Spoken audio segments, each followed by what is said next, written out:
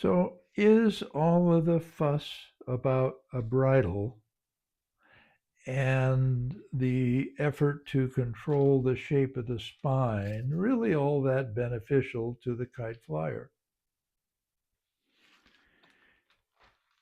Well, it depends a lot on the kite flyer's reason for flying and what his goals are for the particular kite he's making or that he's flying. Now, if you are trying to make a very, very lightweight kite, and there are benefits to having a very lightweight kite, not only for flying in very, very low speed wind or indoors for that matter, it also allows the kite to penetrate farther to the right and to the left into the wind window edges when there's wind, but only if the spine can endure those pressures of wind speed that are not at the edges of the wind. So if you're interested in actually making your kite able to do more, paying attention to the flexibility of the spine, the weight of the kite, and to provide adequate support. And this may not be adequate support. It may require an additional line or two or three. You will not know that until you fly the kite. And you can add as many points as you wish. There's no real limit to it. And they can be either like this, which is a loop and no real set position, but it still functions very nicely at maintaining a straight spine in this area. Or you can make each one of them adjustable, but locked and fixed once you set them. Now, I've done quite a bit of experimenting with most aspects of North American fighter kites, bridles included. And I think that there is really two or three areas in a kite that can make an incredible improvement over not having any of the things I'm going to mention. One is battens.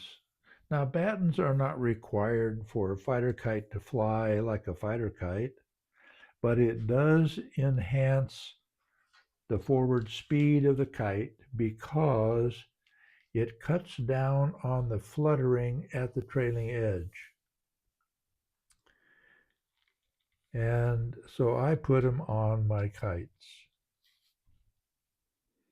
The other thing I've noticed is along the nose leading edge, I glue a piece of 0.02 or 0.03 diameter, 0.03 inch diameter carbon fiber rod right to the edge of the nose leading edge.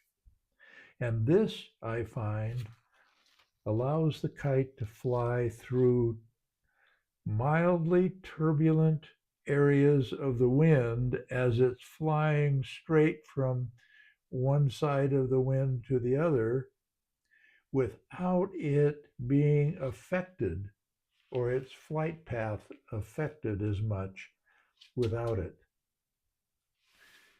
So those things are important, just like this kind of configuration of a bridle is important, but only if you're interested in trying to improve the predictability and performance of your kite. It takes a little experimentation with fighter kiting because each kite is different. There is no way you can make two duplicate kites because the materials themselves are not uniform enough in general. I mean, you might be able to find some that are, but they'd be very, very expensive and quite rare. Be only a few manufacturers in the world probably that would be able to do it.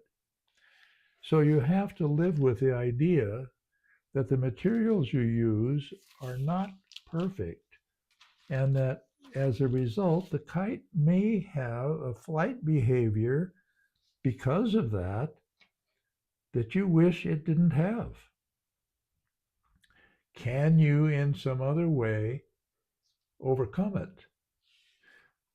A bridle is one way that doesn't add weight, or not much for sure, a little piece of string, and has an enormous impact on the behavior of the kite, as much as putting a stiff leading edge on the nose does. It does it differently, but it's even more impact on the overall flight behavior of the kite. So I would urge you to experiment. Use as many legs of a bridle as you need to provide the kind of control you want over the shape of your spine, and you will notice that your kite flies much, much, much better.